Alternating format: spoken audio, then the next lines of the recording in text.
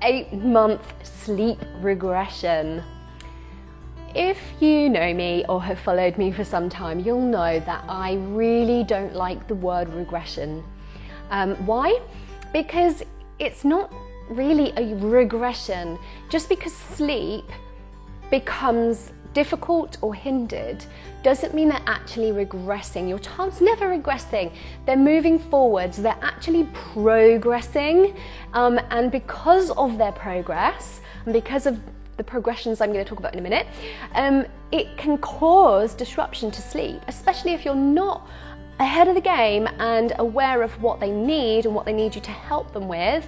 Then sleep can be hindered during this progression, this progressive leap that they're taking. So I really don't like the word regression. It's so negative and not really true. So let's have a look at what's going on at this age and why we see an impact sometimes on sleep at this age, which gives everyone this phrase about the 8-month sleep regression. First of all, I really want to urge you to not preempt it, expect it and look for it, because actually you can get so hung up on it that you start to think, oh yeah, that's what it is, that's what's going on, and then you label it and it's almost like an excuse. Don't expect it, don't preempt it, don't assume it will hit you. Just take what's happening, work through it, and don't read more into it than there really is. So what is happening? Okay. First of all, their daytime sleep is going to be shifting around this time. So if you've had a little one from sort of 6 months that's been having 3 good naps a day and you've got into a good nap routine and things are looking good, and then you get this 8-month thing going on and you're like, napping's becoming a nightmare. Or maybe you never did get it off to a great start. Maybe it's always been a nightmare. It's important to know that at 8 months, things are starting to shift a bit. Their sleep needs in the day are starting to shift a bit. And like I said, if we're not on top of that, and if we're not meeting those needs and accommodating that sleep when it's needed, you can end up with the repercussion, which is disturbed night sleep, so-called regression. So it's being aware of that daytime sleep. How much does your child need? When do they need it? And are you meeting that need for them? They will not automatically just tell you when they need it and nod off to sleep brilliantly, as you know by now. So have a look at that. Now what's happening at 8 months is that that daytime sleep is going to become, it's gradually going to move towards a drop down to 2 naps over the next couple of months. So at 8 months you start to see a shift. Whatever you do, don't do an immediate drop. Don't go, oh, okay, we were doing 3 naps, we'll now do 2. That's it. It's not that cut and dry. It's a transition. It takes time, and it will usually be over that 8 to 10 month period that this starts to happen. And you might take 2 steps forward and 3 steps back, and it might be a bit stop and start for a while. So take each day as it comes. Some days your child might need 3 naps, some day 2, some days 2 in an early bed, or there's all sorts going on there. And that's another episode. But have a look at that, and also bear in mind that their wakeful window, so that's the period of time that they can manage to be awake in one stretch, that is also growing. And you may already be overestimating it. Many parents do overestimate how long their little one can be awake in one stretch before they need to sleep. Why do we overestimate it? Because the little ones give us the impression that they're fine, and they don't start yawning and eye rubbing and fussing until they're already overtired or on the brink of being overtired. So don't wait for those signs, don't wait for that before you put your child down. Just because a child appears to be fine, or a baby appears to be fine and not in need of sleep yet, doesn't mean it's true. And as I say, you need one eye on the baby and one eye on the time, and then you'll probably hit it just right and find that magic window where settling is a lot easier for them. So their wakeful window will begin to stretch. The amount of sleep they need in the day is not so much that it's going to come down rapidly, but it's going to shift in how it's spaced out. So instead of 3 naps, they'll start to move towards 2, but those 2 will be longer, quite a bit more solid, stable naps, rather than perhaps having the sort of a cat nap or shorter ones. So things are on the shift, and that is what's going to affect the night sleep if you're not meeting those daytime sleep needs. If your child is tired from lack of day sleep, or maybe they're getting enough but it's in one chunk, or there's a period where they're awake too long. Anything like that will impact the night's sleep, which is why people think they get a regression. So the next thing I want to share with you is that habits are sticking. Now, where before 6 months, if you were doing something, you could sort of slightly shift that habit, steer that into a new direction. Things now are starting to stick and become more of a thing. For instance, a dummy that you may have been able to get rid of before, they're going to become a lot more clingy to it now. They're going to become a lot more reliant on these things that are habits, because they're becoming more aware, wiser, developing little personalities and starting to hang on to things that they get used to, that give them comfort. And if those things are good, conducive comforters, brilliant, great, carry on, there's no problem there. A little lovey, cuddly, teddly, silky things, like something like that they have control of, that's absolutely fine, enjoy.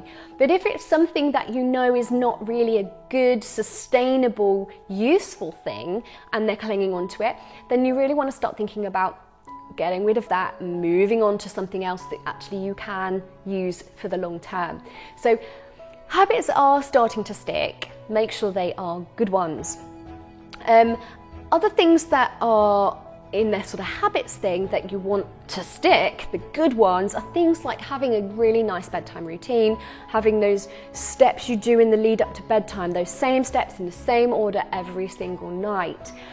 Habits like having a settling process at bedtime. So the things you do, you've got your routine, and then it's night-night, and then you put your baby down, and the way you say goodnight and put your baby down, and that's a habit, and it's a good one. You want to have a good one there, so that they aren't being put down already asleep, and that they are practicing putting themselves to sleep, maybe with your assistance, and that's fine, that's okay. But have something that you're doing that's that's getting them on the right path, and it's a good habit. Your night response. So when your baby wakes in the night, make sure that you know what the response looks like, that you don't go in with something different every time. 1 minute it's a feed, the next minute it's a cuddle and you refuse the feed, and the next minute you go in and do a full-on circus show.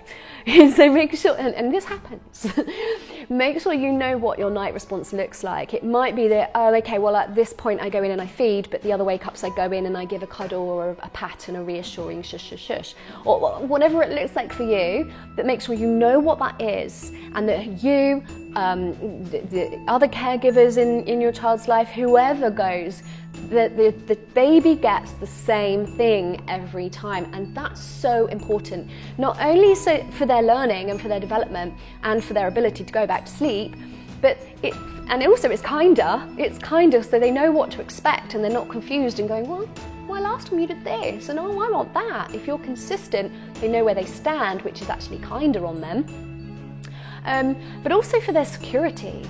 It gives them a real sense of security, knowing where they stand and knowing what to expect, and knowing that they're going to get that steady hand from you.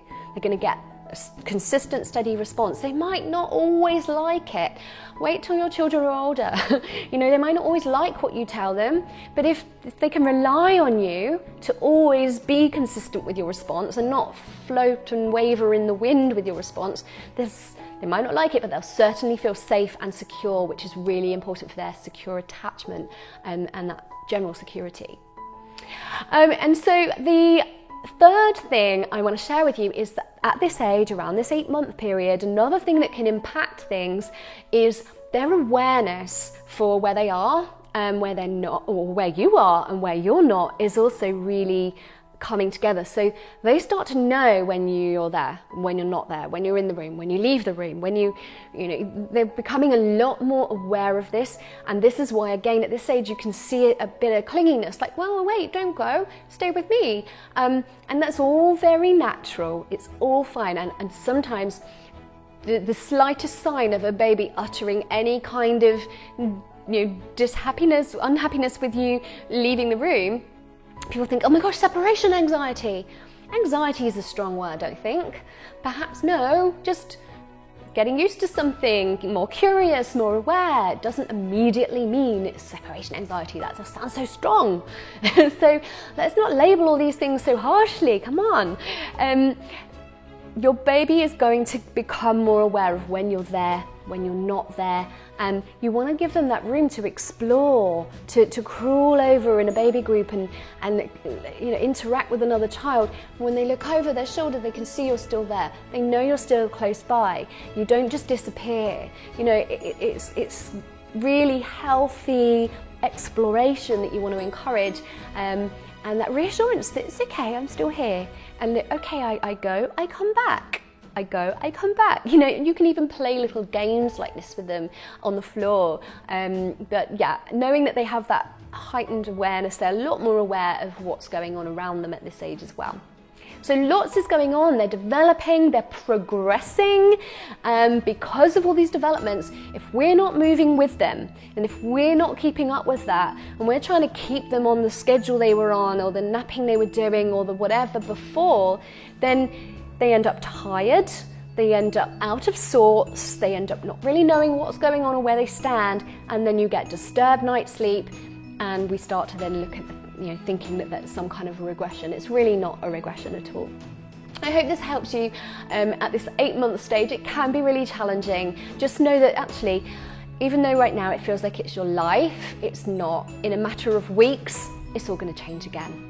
So try and just keep up with what your baby needs from you right now, and it will all be fine. And if you know other mums, other dads, other parents, caregivers who are at this stage with their little ones, please share this with them. You never know, there may be just one little nugget in here that just changes everything for them. And we want to help as many parents navigate this whole thing as smoothly as possible. Okay, subscribe to the YouTube channel. You'll get updates on when we release new episodes, and do have a look for the link that will take you to a nice freebie that you can download, you can print, that will help you on this topic.